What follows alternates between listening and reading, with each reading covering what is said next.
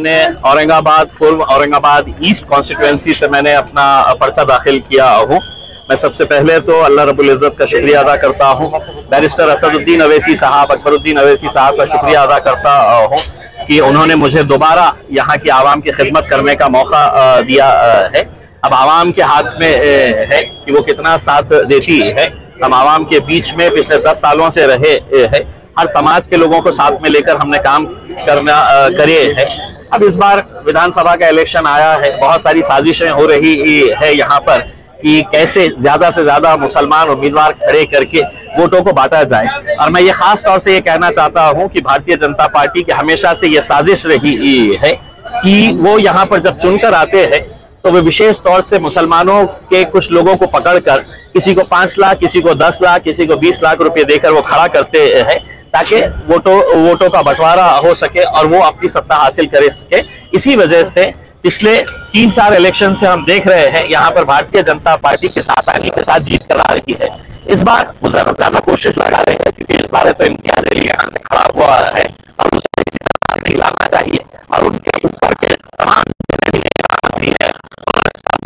लगा दिया है और इनको निर्देश दिया गया है कि कोई भी आज ऐसे लेगा यहाँ पर इम्तियाज अली को आप विधानसभा तक मत पहुंचने दीजिएगा करके, क्योंकि ये बंदा बोलता बहुत है और सच बोलता है, डट कर बोलता है और हमारी आंखों में आंखें डाल कर बोलता है। कौन नेता है वो? आप सीधा आरोप लगा रहे हैं बीजेपी के नेता पे। देखिए, स्वाभाविक है कि यहाँ का कैंडिडेट जो है ये अतुल सावे साहब की पिछले कई सालों से ये साजिश रही है, एक स्ट्रैटेजी रही है। मेरे कितने ऐसे जान पहचान वाले लोग हैं जो मुझसे आकर कह रहे हैं कि साहब उनके लोग आए थे और उन्होंने कहा कि आप अगर खड़े रहना चाहते हैं तो हम आपको 5 लाख रुपए देंगे करके, किसी को 10 लाख रुपए देने की बात कही गई है। तो ये इस तरह का जो इलेक्शन जो चल रहा है, कहीं ना कहीं हम इलेक्शन कमीशन से ये अनुरोध करेंगे कि ये इलेक्शन को जो लोग धंधा बना लिए हैं, इलेक्शन का वक्त आया पैसा कमा लो और पैसा कमा के तो निकल जाओ, तो लोकतंत्र को कमजोर करने की एक साजिश है।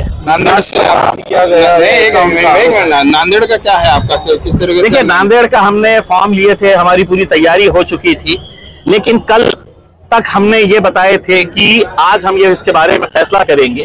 कल रात में हमें जब ये जानकारी मिली कि तकरीबन 25-30 लोग, खासतौर से मुसलमान उसके अंदर, जिनको खड़ा करने की साजिशें चल रही है और इसमें अलग अलग 2-3 लोग इसके अंदर शामिल है, तो अलग अलग इलाकों में जाकर मुसलमानों को ढूंढ रहे हैं कि भैया हम खड़े रहते हो क्या, हम देते हैं पैसा, हम चलाएंगे तुम्हारे को। तो तब पार्टी ने यह फैसला किया है कि हम नांदेड़ में नहीं बल्कि पूरी ताकत औरंगाबाद में लगाएंगे, औरंगाबाद मध्य और इसके अलावा जो हमारे 13-14 सीट पूरे महाराष्ट्र के अंदर हम खड़े कर रहे हैं, तो वो सीटों को जिताने के लिए हम मेहनत करेंगे। दूसरा ये है कि अब अगर इसके बाद किसी ने अगर हम पर ये इल्जाम लगाया है कि MIM भारतीय जनता पार्टी की बी टीम है, तो हमारा जूता और उनका सर रहेगा, क्योंकि हम 288 सीटों के अंदर से 5% भी हम सीट नहीं लड़ रहे। हम इस बार पूरी कोशिश कर रहे हैं कि दोबारा ये हुकूमत सत्ता में आकर नहीं बैठना चाहिए और इसलिए कर रहे हैं कि जो हमारे वसल्लम के खिलाफ जो गुस्ताखी किए हैं उनको ये दिखाएंगे कि तुम्हारी ताकत सरकार के जरिए हो सकती है, हमारी ताकत वोटों के जरिए हम दिखाएंगे। महाविकास आघाड़ी और महायुति रातों रात अपने कैंडिडेट बदल रही है, किस तरीके से आपको महाराष्ट्र की राजनीति जाते दिख रही है? तो 2 घंटे पहले किसी को अनाउंस करते हैं, फिर 2 घंटे के बाद उसको बदल देते हैं, ये सब साजिशें हो रही है। और मैं आपको पूरी जिम्मेदारी के साथ ये कहता हूँ, इवन कांग्रेस के जो कैंडिडेट को बदला गया है वो यहाँ के एक मोटे नेता के दबाव में, जो कांग्रेस पार्टी का नहीं है बल्कि एक दूसरी पार्टी का नेता है, उसके दबाव के अंदर ये किया गया है। ठीक, राजनीति है, सब अपने अपने खेल खेलते हैं, उन्होंने भी अपना खेल खेला है। जरांगे फैक्टर दिखेंगे आपको मराठवाड़ा के अंदर 48 सीटों पर? यकीनन जरांगे फैक्टर लोकसभा के अंदर बहुत प्रभावी साबित हुआ था। जरांगे फैक्टर की वजह से आज देखें पूरे मराठवाड़ा के अंदर मराठा समाज के खासदार चुनकर आए थे, MP चुनकर आए थे और यकीनन अभी भी समाज उनके पीछे पूरी ताकत के साथ खड़ा हुआ है। और जरांगे पाटिल से हम भी अनुरोध करेंगे कि इस बार वो भी हमें पूरा साथ दे और यहाँ से ना हमें महाविकास आघाड़ी ना महायुति, जो जरांगे साहब का कहना है कि मुझे नए लोग चाहिए जो जाकर वहाँ पर आवाज़ उठाए, और हमने जरांगे पाटिल साहब का पार्लियामेंट के अंदर, लोकसभा के अंदर सबसे पहले किसी ने आवाज़ उठाया था कि एक छोटे से गांव का एक सामान्य आदमी कैसे अपने समाज के लिए लड़ रहा है, तो वो इम्तियाज़ जलील थे। तो मुझे पूरा यकीन है कि जरंग के साथ भी हमारा साथ है। एक बॉन्ड मंगा है उन्होंने, आप बॉन्ड देंगे उनको मांग के? उन्होंने कहा है कि जिसको मदद चाहिए वो एक बॉन्ड लिख कर दे। देखिए, मैं नहीं समझता हूँ कि मेरे ताल्लुक से ऐसी कोई कंडीशन रहेगी, क्योंकि वो जो ज़बान से निकलवाना चाह रहे दूसरे जो चुनकर आएंगे कैंडिडेट्स, वो ज़बान हमारे पहले से ही हमारे मुंह में है। हमने लोकसभा के अंदर भी, हमने विधानसभा की साहब की मांग है,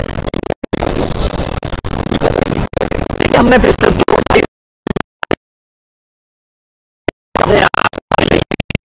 ताकि हम और आप मिलके एक फॉर्मिडेबल, एक फोर्स, एक बड़ी ताकत हम खड़े कर सकते हैं। उन्होंने दखल नहीं दी, लेकिन कहते हैं ना कि कहीं ना कहीं कुछ अच्छा होने वाला जब होता है ना, तो शायद 23 तारीख के दिन ऐसा मौका आ जाएगा कि इम्तियाज़ जलील और असदुद्दीन अवैसी साहब के घर के सामने महाविकास आघाड़ी के नेता खड़े रहेंगे कि भैया आपके इतने आमदार आए हुए हैं, आप हमारे सरकार के अंदर आप आइएगा करके। उसमें क्या भूमिका रहेंगे? किंग मेकर रहेंगे। नहीं जाएंगे क्या आप? किंग मेकर रहेंगे। हम साफ कह रहे हैं कि हमें महायुति नहीं चाहिए, हमें भारतीय जनता पार्टी, एकनाथ शिंदे और अजीत पवार नहीं चाहिए। अगर इज्जत के साथ, सम्मान के साथ अगर बुलाएंगे तो यकीनन हम जाएंगे।